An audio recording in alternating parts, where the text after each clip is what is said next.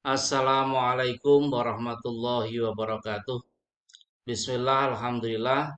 Assalatu wassalamu ala rasulillah. La hawla wa la quwata illa billah, amma ba'd. Saudara-saudara mahasiswa yang berbahagia, alhamdulillah pada kesempatan kali ini kita bisa bertemu. Mudah-mudahan kita senantiasa mendapat perlindungan dari Allah Subhanahu wa Ta'ala. Baik, kali ini kita akan membahas tentang ruang lingkup dan objek penelitian pendidikan. Materi ini penting kita pelajari karena bagi peneliti pemula, lebih-lebih mahasiswa, di antara kesulitan yang dihadapi adalah menentukan tema dan tema-tema penelitian utamanya dalam bidang pendidikan ini bisa kita dapatkan dalam ruang lingkup dan objek penelitian pendidikan.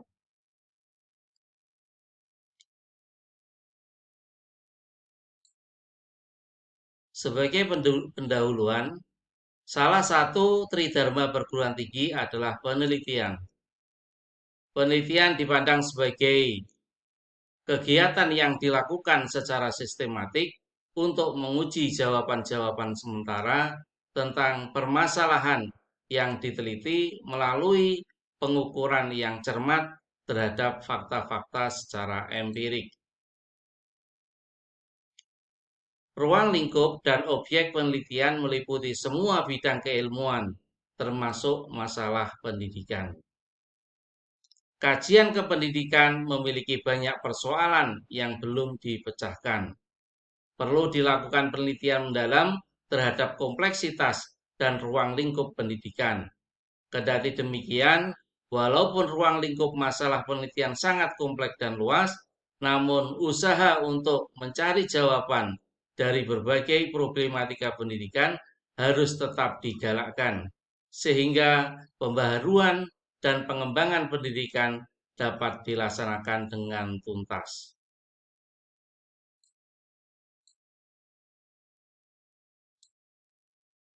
Sekarang kita akan membahas tentang ruang lingkup penelitian pendidikan. Penelitian dalam bidang pendidikan banyak yang lebih diarahkan pada aplikasi daripada konsep dan teori. Penelitian demikian ini dikelompokkan sebagai penelitian terapan atau applied research.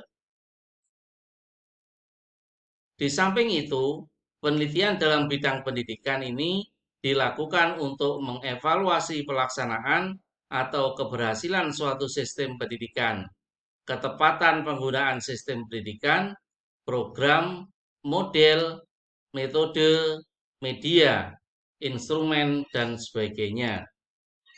Ruang lingkup dan kajian pendidikan diantaranya berupa komponen-komponen pendidikan yang meliputi interaksi pendidikan, tujuan pendidikan, lingkungan pendidikan, dan pergaulan pendidikan. Baik, sekarang kita akan membahas tentang komponen-komponen pendidikan. Yang pertama, interaksi pendidikan.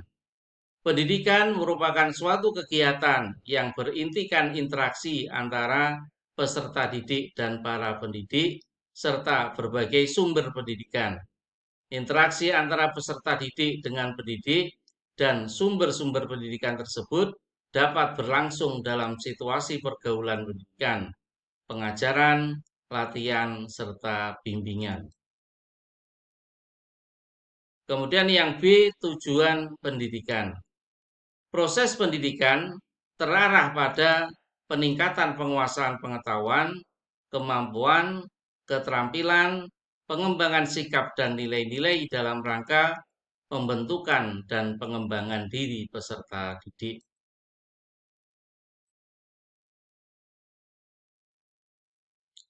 C. Lingkungan pendidikan. Proses pendidikan selalu berlangsung dalam suatu lingkungan, yaitu lingkungan pendidikan. Lingkungan ini mencakup lingkungan fisik, sosial, politis, keagamaan, intelektual, dan nilai-nilai yang di pergaulan pendidikan. Pendidikan bisa berlangsung dalam pergaulan hidup, dalam pergaulan ini para pendidik berusaha menjadi contoh dan memberikan perlakuan-perlakuan yang bersifat mendidik. Oleh karena itu, pergaulan ini disebut dengan pergaulan pendidikan.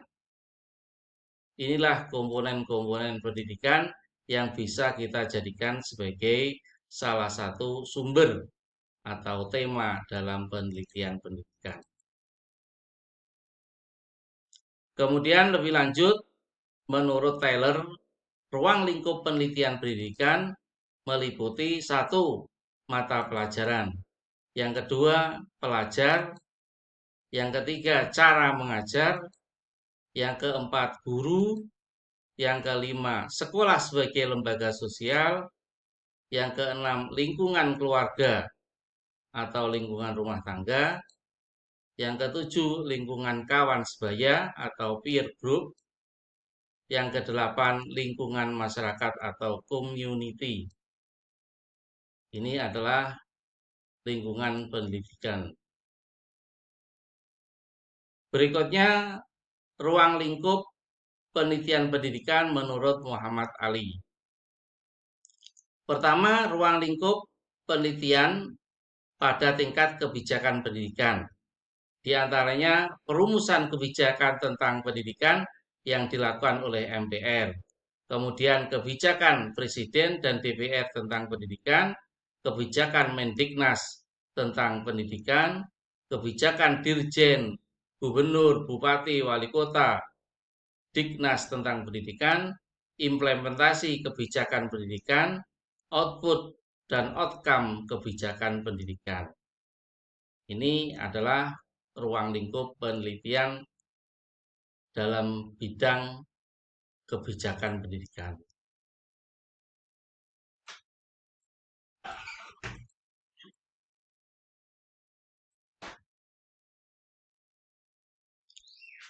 Berikutnya adalah ruang lingkup penelitian pada tingkat manajerial yang meliputi perencanaan pendidikan pada tingkat nasional, provinsi, kabupaten atau kota, dan lembaga.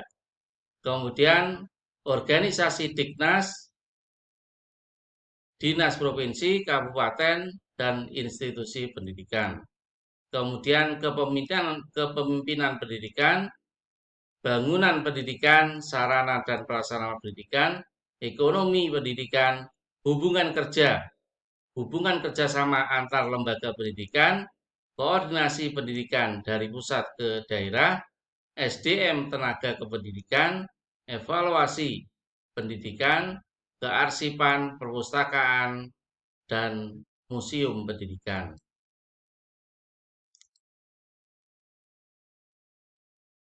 Ruang lingkup penelitian pada tingkat operasional.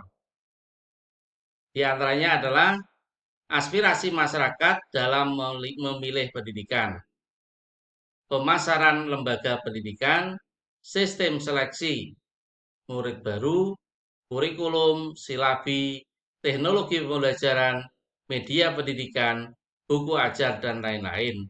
Kemudian penampilan mengajar guru.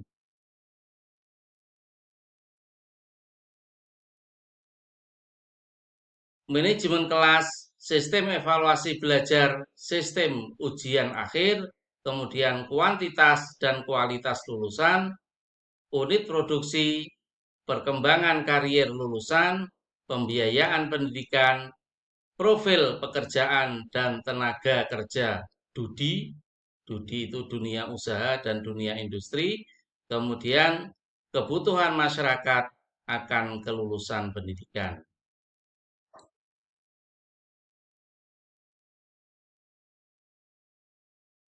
Kemudian objek penelitian pendidikan. Yang pertama komponen raw input, yaitu karakteristik pribadi peserta didik, siswa, mahasiswa, seperti kecerdasan, motivasi belajar, kemampuan berkonsentrasi dalam belajar, kebiasaan belajar, dan sikap belajar.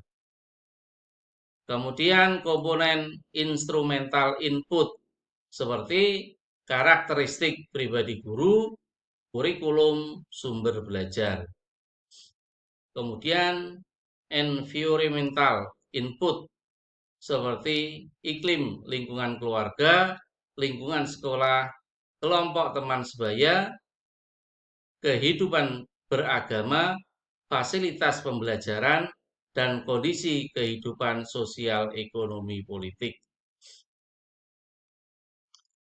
Kemudian yang keempat, komponen proses.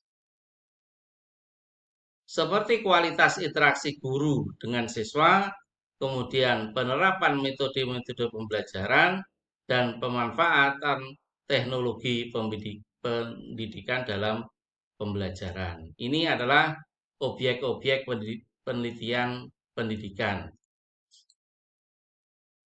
Yang kelima, komponen output seperti kualitas indeks prestasi belajar, kualitas sikap, dan perilaku dan keterampilan atau kecakapan.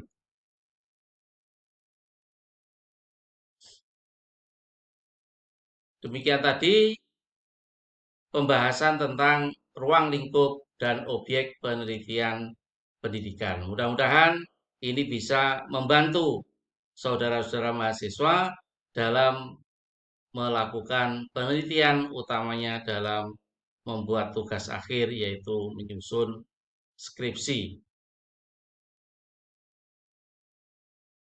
Akhirnya, berpikirlah positif, tidak peduli seberapa keras kehidupanmu. Ini pesan dari Ali bin Abi Thalib. Jadi, kita hendaklah selalu berpikir positif, karena ketenangan kita tergantung dari pikiran kita. Terima kasih atas perhatiannya.